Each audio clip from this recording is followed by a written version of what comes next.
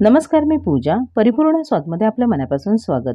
आज आपण दिवाळी फराळानिमित्ताने करणार आहोत मिठाईवाल्याकडे मिळतात अगदी तसेच मस्त दाणेदार बेसन लाडू.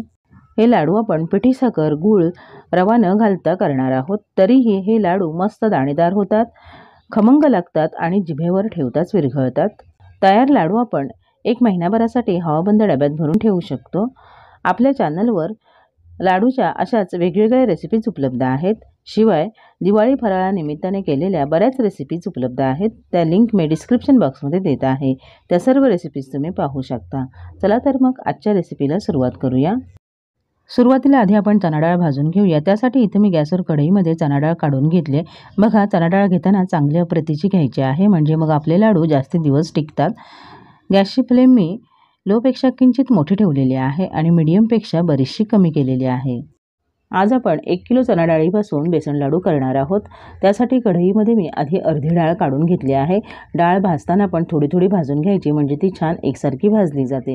कढई मोठी आहे म्हणून मी फक्त 2 वेळा 1 किलो डाळ भाजून घेणार आहे. लहान भांडं असेल तर थोडी थोडी करून डाळ भाजून घ्या. असं आपण सतत ढवळत राहायचं आहे. डाळ अगदी आतपर्यंत भाजली गेली पाहिजे. आधी आपण अशी डाळ भाजून घेतली म्हणजे मग आपल्याला बेसन खूप जास्त वेळ भाजावं लागत नाही.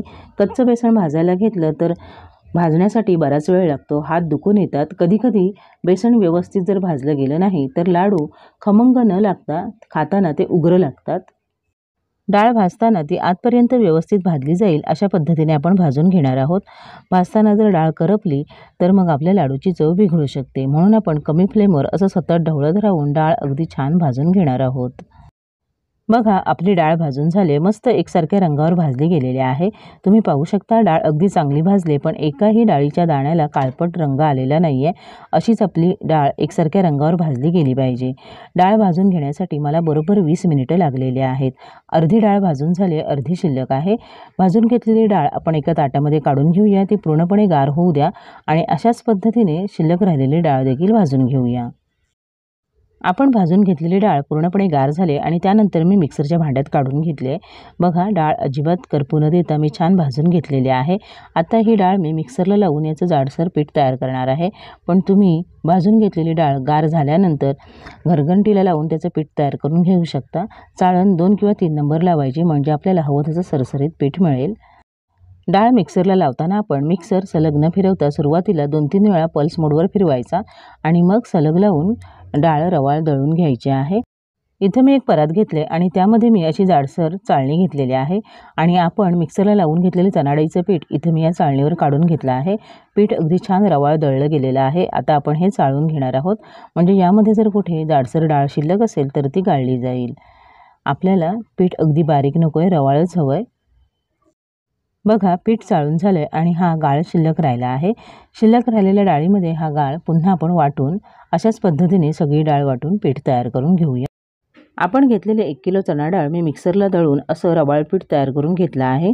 बघा, पीठ अगदी बारीक नाही आहे किंवा अगदी जाडसर देखील नाही आहे. आपल्याला असंच दाणेदार पीठ तयार करून घ्यायचं आहे. पीठ दळून झाल्यानंतर ते चाळून घेतलं आणि मी या कपने मोजून घेतलं आहे. या कपने बरोबर 5 कप पीठ झालेलं आहे. कप भरताना मी घट्ट दाबून भरलेला नाही आहे. जितका सहज भरला जाईल तेवढं मोजलं तर बरोबर 5 कप पीठ झालेलं आहे. आता आपण तयार करून घेतलेलं पीठ पुन्हा हलकंसं भाजून घेणार आहोत. त्यासाठी इथं मी गॅसवर कढईमध्ये सगळं पीठ घेतलेलं आहे. कढई मोठी आहे, त्यामध्ये बरोबर 1 किलोचं पीठ मावलेलं आहे. आपल्याला लो फ्लेमवर हे पीठ 7 ते 8 मिनिटं सतत ढवळत राहून भाजून घ्यायचं आहे, म्हणजे जो काही या पिठामध्ये कच्चेपणा राहिला असेल तर तो निघून जाईल. 7-8 मिनिटं मी पीठ अगदी लो फ्लेमवर अगदी छान भाजून घेतलं आहे. आता यानंतर आपण यामध्ये साजूक तूप घालणार आहोत. सुरुवातीला इथं मी 1 कप साजूक तूप घेतलं आहे. बघा, तूप मोजून घेताना मी अगदी पातळ करून घेतलेलं नाही आहे. जसं बरणीमध्ये होतं अगदी तसंच कप भरून घेतलेलं आहे. त्यातलं आधी मी अर्धा कप तूप यामध्ये घातलेलं आहे. अर्धा कप आधी तूप मिक्स करून घ्यायचं आणि मग शिल्लक राहिलेलं घालायचं. आधी घातलेलं तूप मिक्स करून झालं की आपण शिल्लक राहिलेलं अर्धा कप तूप यामध्ये काढून घ्यायचं आहे आणि यात मिक्स करून घेऊया. तूप घालताना नेहमी आपण थोडं थोडं करूनच घालायचं, म्हणजे तुपाचा अंदाज अगदी बरोबर येतो. कधीकधी आपण दिलेल्या प्रमाणानुसार सगळं तूप एकाच वेळी घालतो आणि मग लाडूचं मिश्रण पातळ होतं. लाडू गोल न होता अगदी बसके तयार होतात. म्हणूनच थोडं थोडं तूप घातलं म्हणजे आपलं लाडूचं मिश्रण अजिबात बिघडत नाही आणि आपल्याला हवे तसे सुबक लाडू तयार होतात. अजूनपर्यंत मी इथं 1 कप साजूक तूप वापरलं आहे. तूप यामध्ये मिक्स करायचं. यामध्ये जर पिठाच्या गुठळ्या होत असतील तर चमच्याने अशा पद्धतीने त्या मोडून घ्यायच्या आहेत आणि पीठ सतत ढवळत राहायचं आहे. गॅसची फ्लेम लोच ठेवलेली आहे. 1 कप साजूक तूप घातल्यानंतर देखील आपल्याला हवं तसं लाडूचं मिश्रण तयार झालेलं नाही आहे. यासाठी पुन्हा 2 टेबलस्पून साजूक तूप घालूया, मिक्स करूया आणि अजून 5 मिनिटं हे पीठ भाजून घेऊया. म्हणजे आपल्याला अंदाज येईल की याला तूप कितपत सुटलं आहे आणि आपल्याला अजून तूप घालावं लागेल का. आणि आता आपण अजून यामध्ये 1 टेबलस्पून साजूक तूप घालूया. पुन्हा पीठ भाजून घेऊया. बघा पीठ इतकं सेलसर झालं आहे, पण अजून यामध्ये 1 टेबलस्पून साजूक तूप घालावं लागेल. यापुढे तूप घालताना अगदी 1-1 चमचाच घालायचा आहे. इथून पुढे हे पीठ पटकन पातळ होतं, म्हणून अंदाज घेतच साजूक तुपाचा वापर करायचा आहे. पुन्हा एक वेळ मिक्स करूया आणि थोडा वेळ पीठ भाजून घेऊया. आधी आपण 1 कप साजूक तूप घातलं होतं, त्यानंतर थोडं थोडं करून 4 टेबलस्पून साजूक तूप घातलेलं आहे. म्हणजे सर्व मिळून बरोबर 1.25 कप साजूक तूप लागलेलं आहे. पण तूप अगदी पातळ नव्हतं, थोडंसं घट्टसरच होतं. पाहून तुमच्या लक्षात येईल की आपलं पीठ किती छान फसफसलं आहे, मस्त दाणेदार झालेलं आहे. पिठाचं टेक्स्चर बघा, असं पिठाचं टेक्स्चर तयार झालं पाहिजे. असं दाणेदार पीठ तयार करण्यासाठी आपण दूध किंवा पाण्याचा हापका मारलेला नाही आहे. तरीही आपलं पीठ आपल्याला हवं तसं मस्त दाणेदार तयार झालेलं आहे. आधी आपण डाळ 20 मिनिटं भाजून घेतली होती आणि त्यानंतर सुरुवातीपासून आत्तापर्यंत हे पीठ भाजायला मला बरोबर 20 मिनिटं लागलेली आहेत. म्हणजे एकूण 40 मिनिटं आपण हे बेसन भाजून घेतलेलं आहे. मस्त खमंग सुवास येतोय. रंग पण बघा किती छान आलेला आहे. आता आपलं हे पीठ तयार आहे. आपण एका परातीमध्ये काढून घेऊया आणि आपण हात लावू शकू इतपत ते गार होऊ द्या. आपण भाजून घेतलेलं बेसन पीठ इथं मी परातीत काढून घेतलं आहे आणि बघा आपण सहज हात लावू शकू इतपत ते गार झालेलं आहे. खूप कडकडीत गरम नाही आहे. अगदी हाताला चटका बसणार नाही इतपत ते गरम आहे. आता आपण यामध्ये 2 टीस्पून वेलची जायफळ पावडर घालूया. वेलची वाटताना त्यातच मी थोडंसं जायफळ घातलेलं होतं.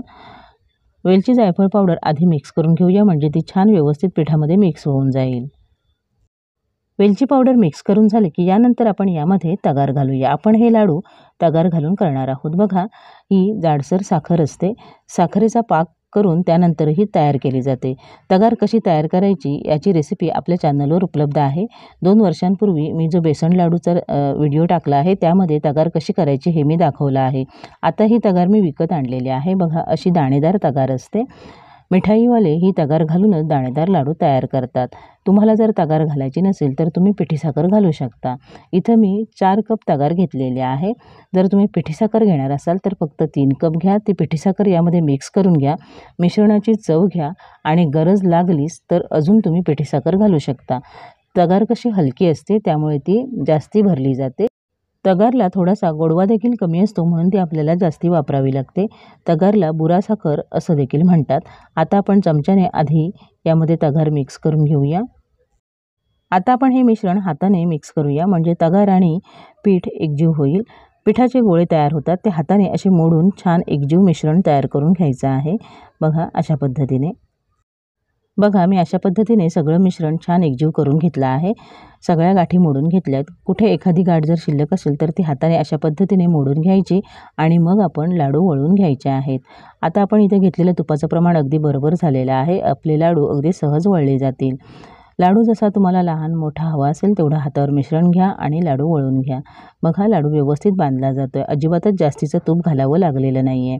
कधीकधी पिठाच्या वेगवेगळ्या प्रकारानुसार थोडंसं तूप तुम्हाला कमी अधिक लागू शकतं. म्हणूनच तूप घालताना थोडं थोडं करून घालायचं, मग अंदाज अगदी बरोबर येतो. आता इथे लाडू वळत असताना तुमचा जर लाडू वळला नाही, मिश्रण कोरडं झालं असेल तर एखादा टेबलस्पून साजूक तूप घालायचं, मिक्स करायचं आणि लाडू वळून घ्यायचे. गरजेनुसार घालायचं. बघा लाडू अगदी पटकन वळला गेला आहे आणि दिसायलाही छान दिसतोय. थोडासा हातावर गोल फिरवून घ्यायचा, म्हणजे तो छान एकसारखा होतो. बघा एकदा आपण हे लाडूचं मिश्रण तयार करून घेतलं की पुन्हा हे गरम करावं लागत नाही किंवा जास्तीचं साजूक तूप देखील घालावं लागत नाही. शेवटच्या लाडूपर्यंत अगदी लाडू सहज वळला जातो. अजिबातच हाताला ताकद लावावी लागत नाही. तुम्हाला हवं तर सजावटीसाठी कोणतेही ड्रायफ्रूट्स याला लावू शकता.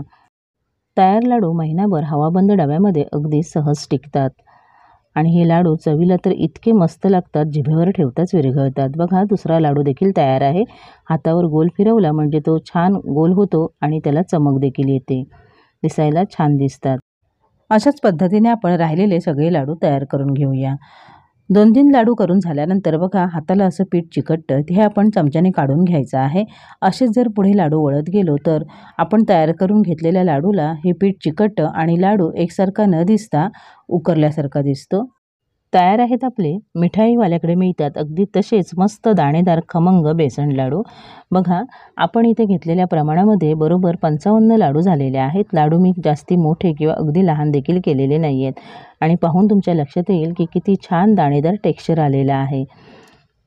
आता मी तुम्हाला लाडू तोडून पण दाखवते म्हणजे तुमच्या लक्षात येईल. बघा किती सहज तुटला गेलेला आहे. आता हे लाडू अजून सेट झालेले नाही आहेत. असेच आपण हे लाडू ताटामध्ये 3-4 तास ठेवून द्यायचे. लाडू सेट झाल्यानंतर डब्यात भरून ठेवायचे आहेत. अशाच पद्धतीने तगार घालून हे बेसन लाडू तुम्ही घरी करून बघा. रेसिपी आवडली तर तुमच्या प्रतिक्रिया कमेंट बॉक्समध्ये अवश्य कळवा. माझ्या अशाच नवनवीन रेसिपीजसाठी परिपूर्ण स्वादला सबस्क्राईब करा. व्हिडिओ आवडला तर नक्की लाईक करा आणि तुमच्या मित्रमैत्रिणींसोबत शेअर करा. पुन्हा भेटूया अशाच एका नवीन रेसिपीसोबत. पूर्ण व्हिडिओ पाहिल्याबद्दल धन्यवाद.